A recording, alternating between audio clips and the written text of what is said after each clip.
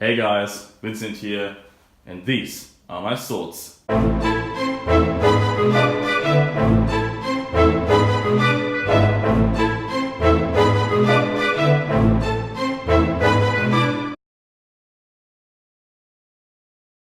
So welcome back to the second part of my collection videos.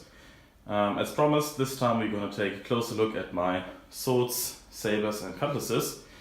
And this will be a shorter video, not because there are less swords than the last time the rifles, but we have overview videos featuring most of the swords you are going to see now. So if you really want to know details and anything else about these swords, you can just go ahead and watch these videos. I'll put the links in the description below. Alright, let's start.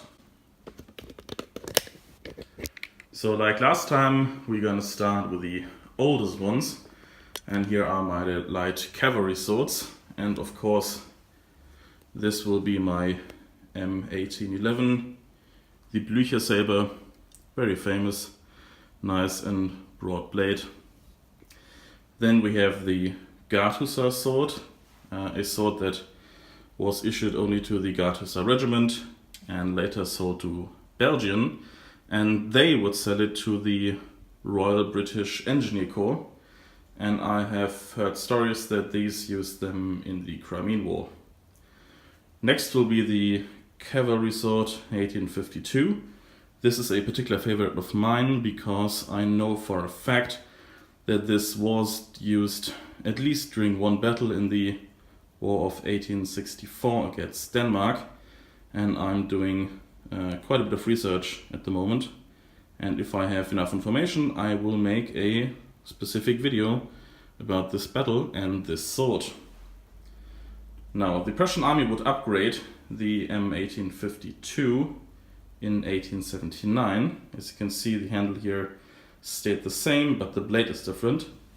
It now has a pipe back. So it's stiffer, you can thrust better with it.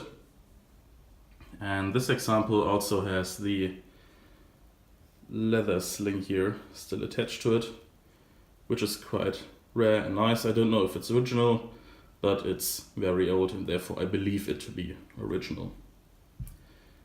The last weapon issued to the light cavalry in the now Imperial German era would be the Kavalleriedegen 98.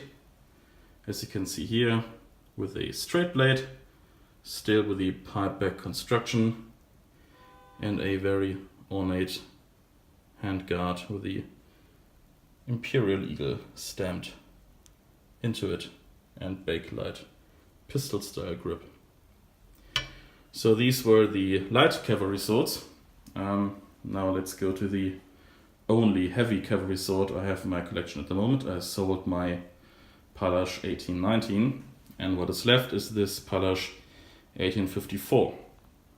These are captured French weapons. They were captured in the Franco-Prussian War 1870-1871, and these were called the Pallasch 1854 by the French, and therefore the Prussians just kept this name, and they were used from around the mid-1870s, even though they are called 1854. The next saber here is the artillery sword. There's also a video about this one, the model 1848. Very reminiscent of the Blücher saber, just the blade is not as wide and very easy, very slim, so nice to carry around. Then we have two infantry short swords. No, not infantry, this one here is an artillery, the model 1849. They issued those to troops that were part of the crew who operated the guns, and these sabers would go to the guys riding the horses who draw the artillery pieces. Then we have the infantry version. The blade here is pretty rubbish, but this is marked to the Royal Prussian Marines, therefore pretty rare, and you will see this in a video about the naval weapons.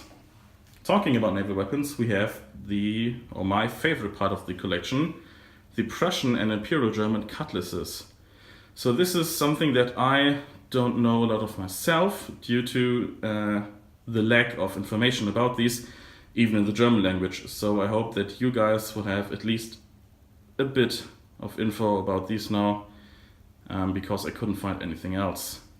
So we start with the model 1852, which is the Royal Prussian version. Typical for cutlasses, broad blade, very, you can say, brutal looking, and a really nice big protective handguard. Now these were called Entermesser, so boarding knives, and not boarding sabers, because they had no curved blade. This is the model 61, looks nearly identical.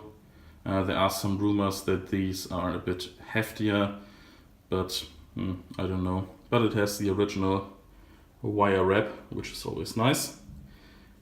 The now Imperial German Navy would ditch all cutlasses and boarding weapons in 1876 and then reintroduce them in around 1891 with the model 1891 here. Then they would ditch all cutlasses again in around 1900 and reintroduce them sort of again with the model 1811 here. But you can see these are getting smaller, lighter and handier, and you can argue if this is a weapon or just a tool to cut rope and wood on a ship if you have to. Alright guys, so this is it. This was my sword collection. I hope you had fun, and please, if you have any comments or questions, write them down below. I'll be sure to read those. And thank you for watching and subscribing, and this leaves me with nothing else to say, but I will see you guys in the next video.